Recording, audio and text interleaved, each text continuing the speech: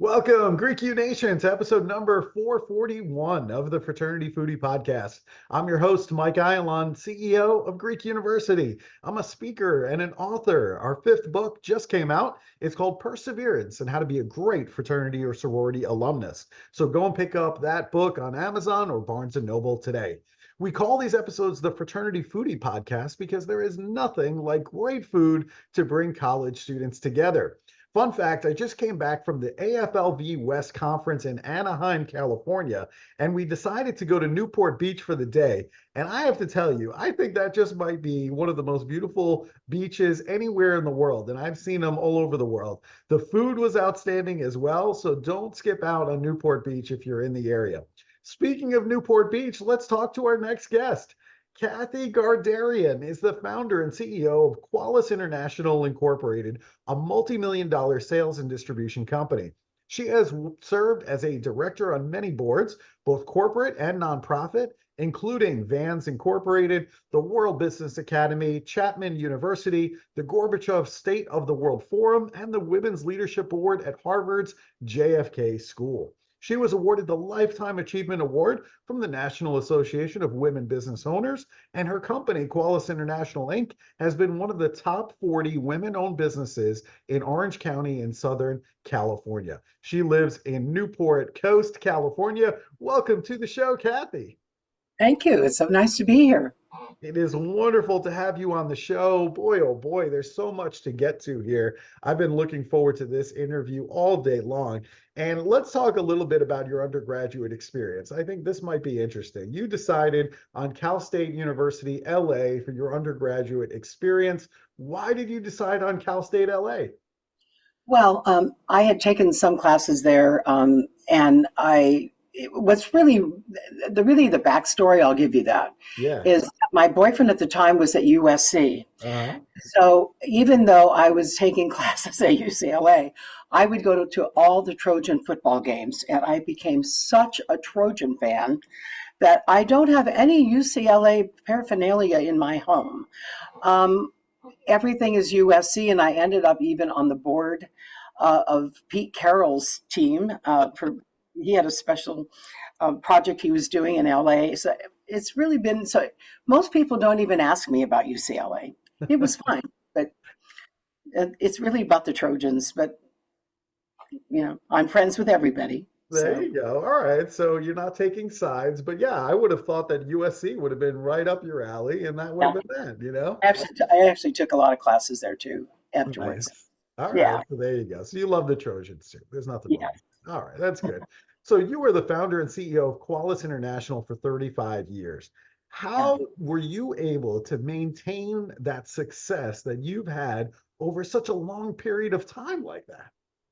Well, I think you might be talking about, we did get into the top 40 women-owned businesses in Orange County, which was amazing. But I had a friend who worked there, and she was amazed with all the things I had done that the Business Journal wasn't aware of me, and I wasn't included in that. We were included in that survey probably the last 7 years of the 35. So you have to remember that. Right. You know, when we joined, we were doing like 25 million a year, but it went up between 30 to 40 million a year, and that's where we stayed until we basically, I tried to retire. That's not going very well. Because then I decided to write a book, and that's doing a lot of the attention right now. I do want to say, the one thing I want to say about even having my own company is I was working for 5 men in Los Angeles that owned the company 100%. And when I joined, I was an independent contractor, and I was the only female in the sales department.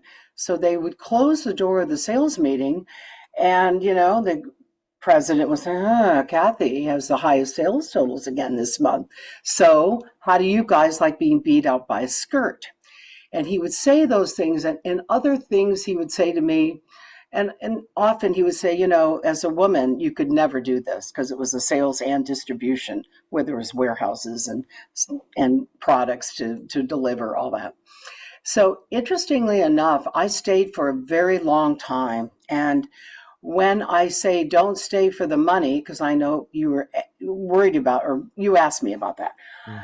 The reason I tell people don't stay for the money, because I stayed longer than I should have, because I thought, well, I'm making lots of money. I really wasn't compared to what I did, but had a lot of fear that came up, and the fear was really strong. So, but when I finally left and started my own, Qualis, the word means a degree of excellence and quality. And I thought, let me show you. You tell me a woman can't do it, I'm going to do them with, you know, excellence and quality.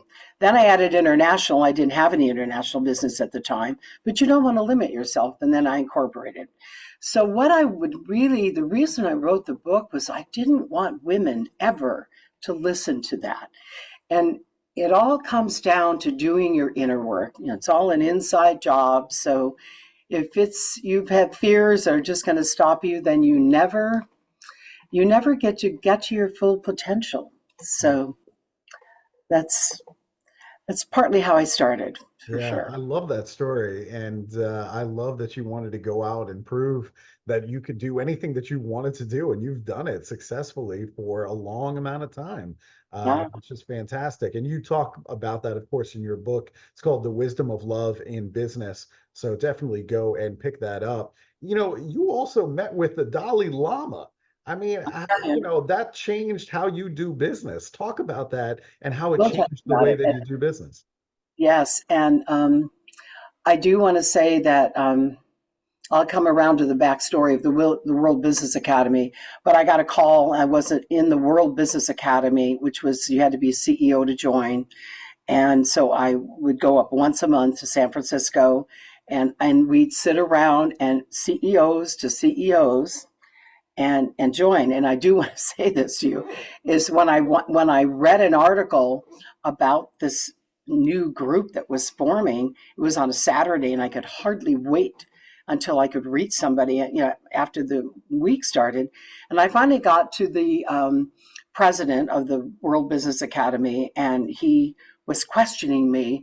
And the first thing he said was, well, you know, he said, you have to be a CEO to join. And I said, well, I am. My company was only 1 year old then. And then he said, well, he said, you know, you have to do a minimum of $5 million a year. I said, I'm already there. And then he said, oh, and he's quiet. Then he's really quiet. And I'm thinking, what now? And he said, well, you know, you'd be the only woman. And I said, you know, I'm kind of used to that. And I said, and I think I can bring value and get value from here. Well, bottom line, I was a member 22 years, never missed a meeting, and we went all over the world with business. But anyway, so I get this call from the World Business Academy. I wasn't in it 2 months. And he said, the Dalai Lama is coming to Newport Beach. I said, yes, I know. He said, well, he's been invited to this special house, you know, in Newport. And there's only 40 people for dinner. And he's also willing to sit one-on-one with each one of you. He said, but he said, would you like to go? I said, absolutely. It's in my backyard. And so he said, well, you have to think about one question to ask him because he is going to sit alone with each one of you. Well, at the time, I knew exactly what I was going to ask. And I will tell you this story is I had the Home Depot business. I got them when they only had 25 stores in the whole country. And never mind what I took them to, more than 2,500. But anyway, I want to say that at that time, they had just asked me to go to China and get another factory to produce these merchandise bags so we could cost average between our domestic suppliers and our international. And basically, they were opening 246 stores a year. And my only edict was no back orders. So I had to be sure that those containers that were coming from China were the right fill-in so we wouldn't, you know, we would always have enough product. Well, at the time, and it was going really well. I mean, I had started, it was about, I don't know, 8 months into it. And then Tiananmen Square happened in 1989.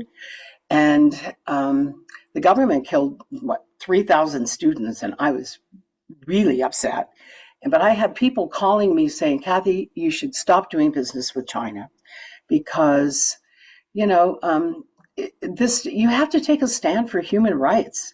And, I thought they were right, and I felt the same way. But frankly, because it was a new client of mine and I had all these stores, I didn't know how to stop the production there because each one of the containers takes 30 days. And so it was a lot about fulfillment, and I didn't want to lose the business.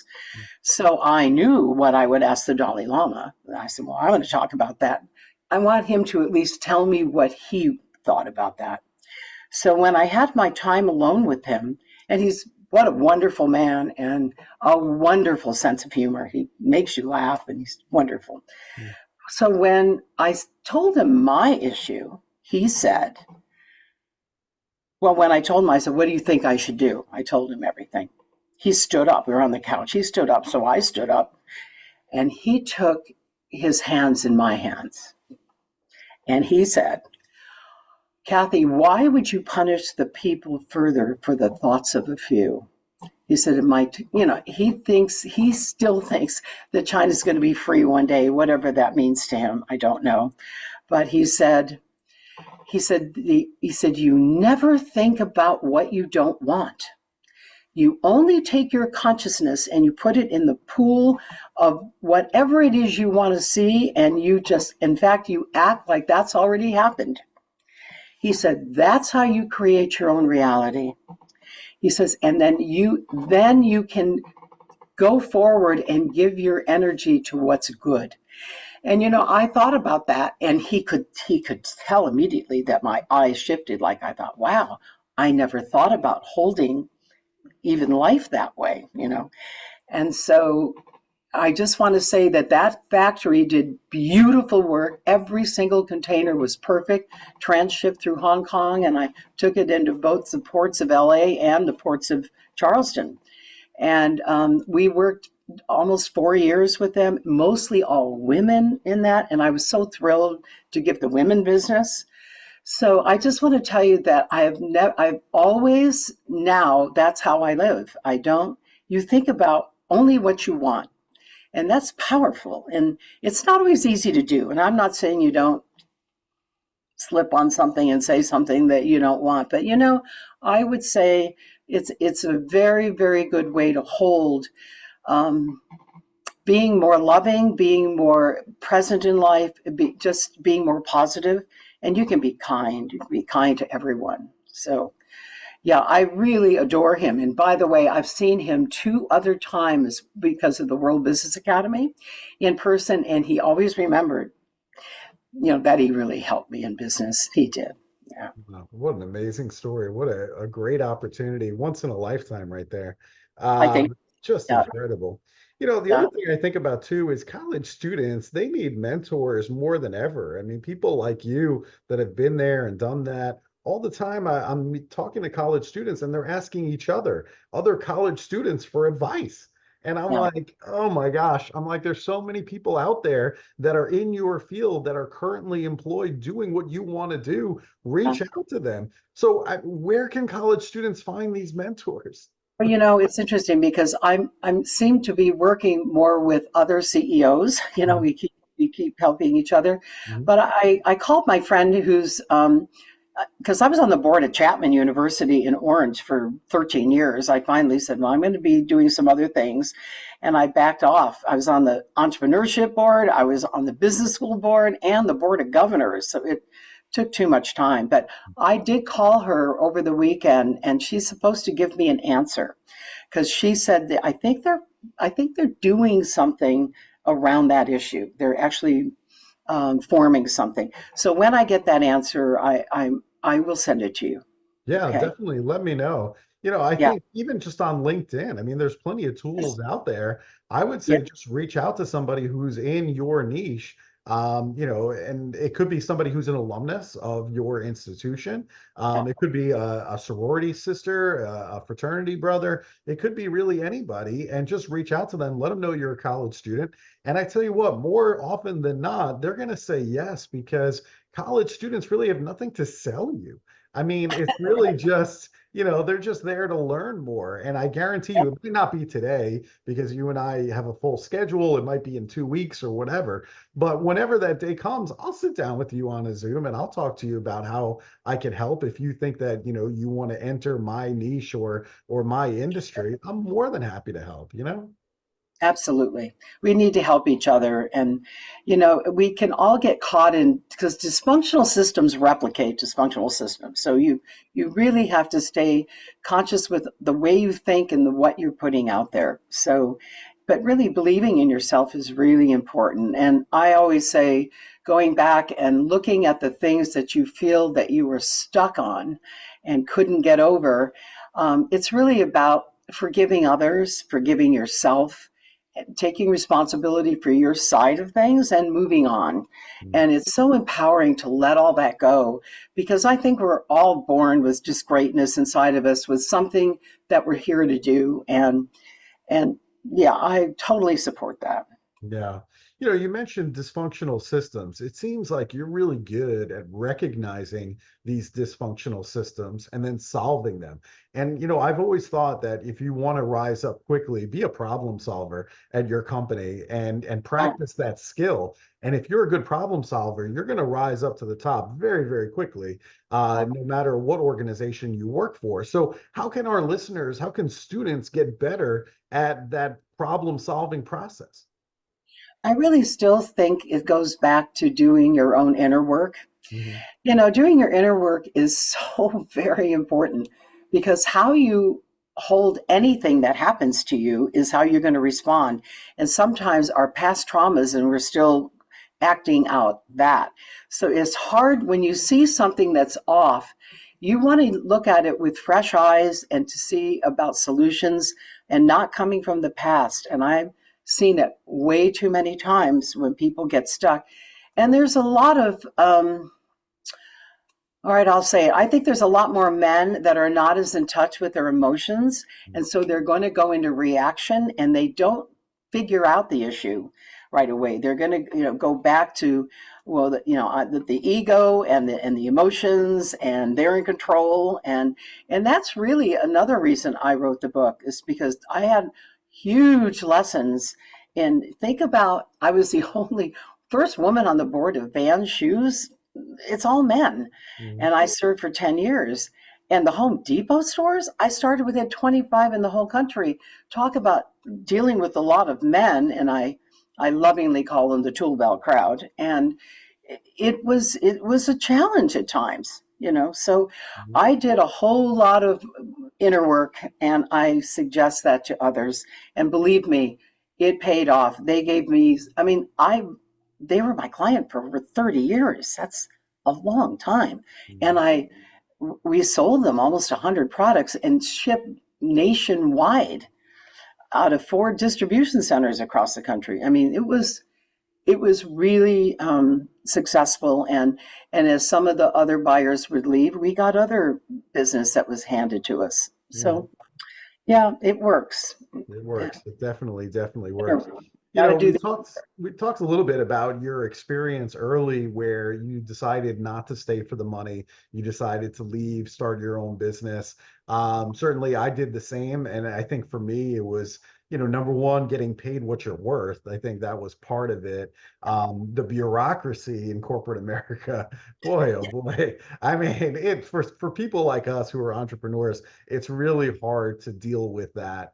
That was always a challenge. And then also, I think even just like corporate values, companies will come out and say they believe in certain values, and then you watch as upper management does the exact opposite. And I'm like, it's what am I doing here? Right. So I guess, that's kind of the question is, why do you believe in never staying for the money if ultimately you're just unhappy? Well, for me, I stayed because I was afraid of my starting my own company. That for Mhm. me, that was the driver. Yeah. And then and I got so uncomfortable because I was the only woman, and I really didn't get.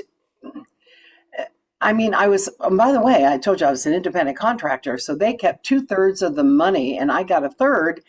And I was making all this money for them, Right. and they were still demeaning the fact that I was a woman. Mhm. A woman could never do this. The skirt in the room. I mean, no. After a while, I really just couldn't allow my soul to be confronted with that every day. I said, Kathy, you might have a whole lot of fears, but I'm going to go ahead and do it anyway. And I remember my fear was very strong. It was like Mhm. a bar of steel. And everywhere I'd go, I'd notice it. And one day I just looked at the fear and I said, you know what? I know you're there, but come on along. We're doing this anyway. And I was profitable in the first 30 days. So I think it's again, it's an inside job. It's a personal thing. Whenever you can get over the fear, so you can leave, Yeah. because believe me, I was making nothing compared to what you you just completely take down all of your possibilities. You Yeah. limit them Yeah. if you do that. Yeah. Yeah, totally agree there. Obviously, you've been able to reach some really high goals in your life. How do you clarify your intentions with all the people in your life in order to reach those goals? Again, I think going back to what the Dalai Lama said, and I really basically treated everyone with respect and love. And I didn't always get it back, but what you put out is what you get back. Mhm. So if my intention is to make that situation good, then that to me was clarifying it. That to me was, it starts with me. It starts with all of us. Like, how are we going to handle something? But I do think women are really powerful in the fact that they can express emotions, and they can seem to go in a room and calm things down. And I'm the other reason I wrote the book, and I'm still working with some people about getting more women on corporate boards, because they've already proven that when there is the diversity in the room, the companies just do better. And it's just, you put a little human spirit in the equation, then everything's more rewarding, and it's more profitable, and it's more productive. Yeah. Yeah. I'm with Yeah. you 100%. I agree with you. I mean, diverse teams, they really are looking at these problems, very difficult problems sometimes, Oh, from different lenses. And I think that's what makes it valuable, is that you can solve these problems faster if you have a diverse workforce and different lenses looking at it. If we all came from the same high school and the same hometown, we might look at the problem the same way. But it's our different experiences that we've had over a lifetime that enables uh, us to unlock that problem, right? absolutely. Absolutely. Mm. Yeah, it's a great learning experience, and as I went along, I got better at it, and now it's just who I am, and I it's you just rest in the way that makes you the happiest. Nice. Good for you. The other thing is, you're a big believer in lifelong learning and being teachable. I agree with you completely. I'm in a doctorate program right now. This past weekend, I spent just writing my dissertation. So, Wow. why is this so important to you to be a lifelong learner? Yes, absolutely, and because it makes it more interesting anyway, Mhm. and I love traveling and different cultures, and I love Egypt. I like so many things that are so mysterious, and you just keep digging more and learning more, and it's great. Hmm. Hmm. You mentioned some of the discussions around women and basically being in touch with emotions. You talk about balancing both the masculine and the feminine energies. What do you mean by that? Do you have both? I think that as we human beings, yes, we do have both. Uh-huh. I think that but it is about balance. And I have told friends this. I remember early on when I was starting my company, and I had so many things coming at me that I wanted to do better. especially since what I was coming out of was so dysfunctional. But and every time something was really like back was against the wall, I noticed that I would come more from a masculine point of view.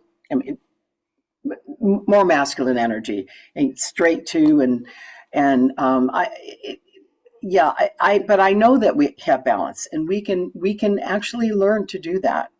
And I also think that when women are around men that are so much in their masculine and they can't get out of their ego and they're yelling and screaming and they're doing all these things, I do think that when we can use our female energy and calm things down the way women do and talk about things, I think it allows men to relax and better things come out of them. I just think there's some latent qualities that they can relax and start being more of who they are. So it's really worthwhile for women. The diversity issue is really important. And once we do it, I think there's going to be, which is why I'm talking about the love in business. I am talking about us being kind to people and loving them for the way they are and the way they're not. Wow, this book sounds really, really good. We're going to have to go and pick that up and read that from cover to cover. I also, you're in that Newport area, which is just absolutely fantastic. I enjoyed all of the food that I ate there, but I'm thinking that as a local, you probably know a restaurant that's really, really good. So where should I go the next time I'm in town? Well, we were there just yesterday. It's called Mastro's Steakhouse, but it's also an ocean club because I live right across, fortunately, from the ocean, and this is really literally around the corner from me as we drive out. But you look at the water, and they just the best food, whether you're talking salads or whether you're talking steak or fish or whatever you want. They do it with such ease and grace, and it's so good. Wow. So between that and the ocean, I think it's the best. Yeah, I'm with you. It's kind of hard not to enjoy a wonderful meal like that on the ocean in Newport. I mean, it's really it is heaven on earth, and I'm sure the food is fantastic. Trust me, every day I'm grateful. That's for sure. You're very lucky to be living in that area of the country. It's just phenomenal. Come on, we'll take you there. Yeah, that sounds good. I listen, I'd love to go. So absolutely. The next time I'll be there, I will definitely let you know. I'll send you an email and we'll meet over there. It'll be fantastic. All right. So if our student listeners, if they want to buy your book, it's called The Wisdom of Love in Business, or potentially maybe they want to connect with you for a speaking opportunity on their college campus, where should they go to connect with you? Well, it's probably the website's the best. It's called thewisdomofloveinbusiness.com. And there's a lot of different things I've done on there also that they can look and hear a little bit more information. But yeah, the book's up on Amazon. It's also on Audible too. So it's they choose. Yeah. Yeah, a lot of options there. Thewisdomofloveinbusiness.com. Go and check out the website and then go on to Amazon or Barnes & Noble and go pick it up. The Wisdom of Love in Business, written by Kathy Gardarian. Kathy, what can I say? Thank you so much for sharing all this great information with our college student listeners. They need more mentors like you. And so I'm super excited you're able to share all of this. Thank you. Absolutely. Thank you so much. Of course. And to our listeners, if you enjoyed this talk with Kathy, I want you to like it on social media and I want you to share it with other college students on campus that need to hear her words. Thank you so much for being with us today. And we look forward to seeing you on another episode of the Fraternity Foodie Podcast. Thanks for joining us. We'll see you next time. I do. Bye now.